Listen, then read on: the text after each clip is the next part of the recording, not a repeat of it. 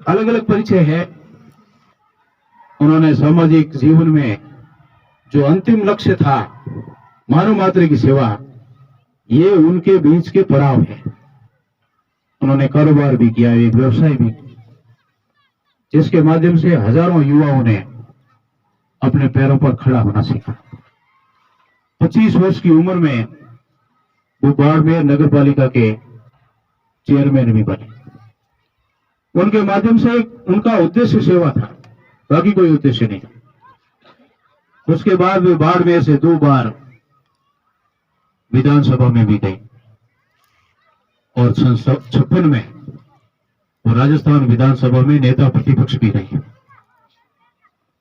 और उसके बाद जब लोकसभा के चुनाव थे तो तन सिंह साहब को चुनाव लड़ने का आग्रह हुआ, लेकिन तन सिंह जी ने मना कर दिया कि मेरे पास में पूंजी नहीं है, पैसा नहीं है, और बहुत बड़ा विशाल समुद्र लोकसभा क्षेत्र बाड़मेर, जैसलमेर, अपना क्षेत्र शेरगढ़, फलोदी, ये भी शामिल था उस समय। जयपुर की महारानी गायत्री देवी जी ने 21,000 का चेक काट कर दिया, जाओ चुनाव लड़ो। पूरे चुनाव में एक जीप और 9,000 रुपए का खर्चा आया। तन सिंह जी ने एक एक पाई जोड़ करके खर्चे के बाद जो शेष राशि बची थी वो जयपुर महारानी साहब को वापस लौटा दी गई। शायद इतिहास में ये पहला था। उसके बाद लोकसभा पहुंचे, अपनी सीधी सादी भाषा, सरल भाषा, लेकिन प्रभावी भाषा।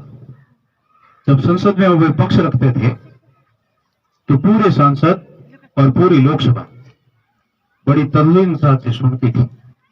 जब वो पहली बार संसद में गए तो यहाँ की देसी वेशभूषा और उपग्रही, जिसमें वो आवाज आती है छो छो छो टाइप की, तो लोगों ने पूछा कि ये कहाँ का अनपढ़ आदमी जीत करके आ गया।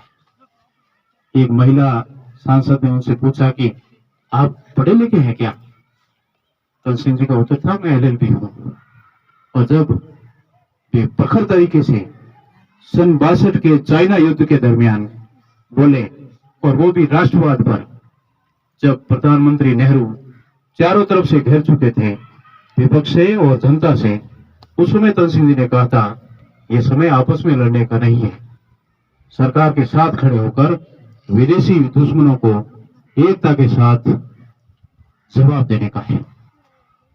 उस समय भी नेहरू ने प्रशंसा की थी कि मुझे उम्मीद नहीं थी ऐसे विपक्षी नेता से कि इस तरीके से विपत्ति के समय देश के और सरकार के साथ खड़े रहें। ऐसे कई पहलू है, ये एक राजनीतिक पहलू है, लेकिन तन सिंह जी को सांसद के रूप में लोग नहीं जानते, तन सिंह जी को वकील के रूप में लोग नहीं जानते, तन सिंह जी को साहित्यकार के रूप में नहीं जानते, एक पत्रकार के रूप में नहीं जानते। तन सिंह जी को श्री क्षत्रिय भूषण के नाम से जानते हैं, जिनका अंतिम उद्देश्य था कि मैं विश्व का कल्याण किस माध्यम से, कैसी संस्था बनाकर कर सकूं जिससे एक मानवता, एक इंसानियत पैदा हो।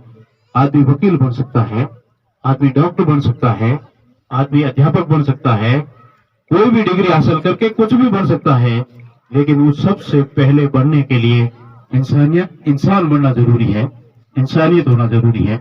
मैं समय की बाध्यता को समझते हुए ज्यादा समय नहीं लूंगा। तन सिंह जी के ऐसे कई प्रकल्प हैं, कई ऐसे पहलू हैं जिन पर अगर ये चर्चा करनी शुरू करें तो कई घंटों भी लग सकते हैं, कई दिन भी लग सकते हैं। इसलिए यहाँ कहना संभव नहीं है। सिर्फ और सिर्फ शिविरों में जाकर इसकी अनुभूति कर सकते हैं, इनको महसूस कर सकते हैं। ये सिर्फ शिविरों में ही संभव है। आप सभी से मेरा आग्रह और निवेदन रहेगा कि अपने बालकों को आज के इस ताम झाम के इस दौर में यदि संस्कारित करना है, यदि उसको इंसान बनाना है, तो सिर्फ और सिर्फ एक इंसान बनाने की फैक्ट्री कोई है तो उससे क्षत्रिय भूषण है। अपने बालिकाओं को, अपने बच्चों को अधिकाधिक शिविरों में भेजें, अधिकाधिक शिविरों में मदद करें, और अधिकाधिक शिविरों में भेजने से जो आने वाली पीढ़ी होगी निश्चित रूप से तन सिंह जी द्वारा जलाई गई उस लौ को आगे बढ़ाएंगे। इन्हीं शुभकामनाओं के साथ मैं पुनः ऐसे महान कर्मयोगी को प्रणाम करता हुआ, श्रद्धांजलि देता हुआ अपने विचार समाप्त करता हूँ।